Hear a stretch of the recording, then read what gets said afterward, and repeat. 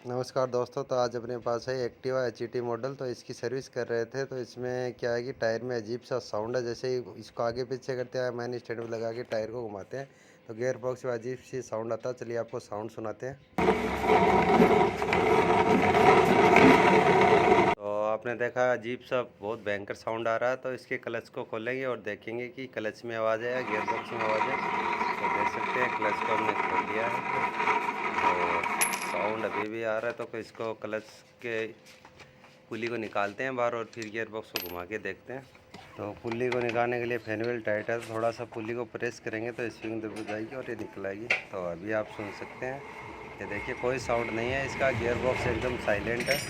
Gear box में कोई sound नहीं है। तो पुली फिर से लगा के एक बार आपको चेक कराते हैं। देख सकते हैं आप, अभी देखो लोड नहीं है तो हल्का साउंड आ रहा है, और जैसे फैन व्हील का लोड आता है तो बहुत हेवी साउंड करता है।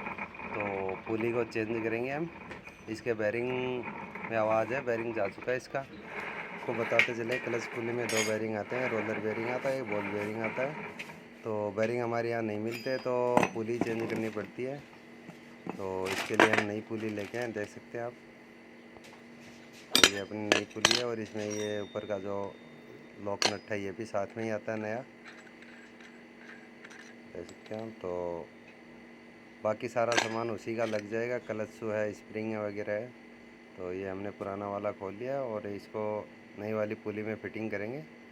तो नई वाली पुली में फ़िटिंग करने के लिए आप देखिए, इसमें एक प्लास्टिक वाशर आता है जो इसमें स्प्रिंग में लगा हुआ है पहले से ही। तो उसका ध्यान रख लें, वो लगा हुआ होना चाहिए। तो इसको प्रेस करके और आसानी से ये हमने इसमें लगा दिया, और ये पुराना वाला। तो अभी देख सकते हैं आप, इसमें कोई भी साउंड नहीं है, एकदम साइलेंट हो चुकी है। हमने फैन वेंट भी लगा दिया, लोड पे है। तो अभी आप देख सकते हैं इसका 100% प्रॉब्लम सॉल्व हो चुकी है। इसमें जो हैवी साउंड था वो बंद हो चुका है। तो ऐसे ही बेहतरीन वीडियो देखने के लिए आप हमारे यूट्यूब चैनल प्राइज वाला को सब्सक्राइब कीजिए, वीडियो को लाइक ज़रूर कीजिए और अपने दोस्तों को भी शेयर कीजिए ताकि उनको भी पता चले। और आपकी स्कूटी में भी अगर ऐसा साउंड है तो आप भी ज़रूर चेक करवाएं।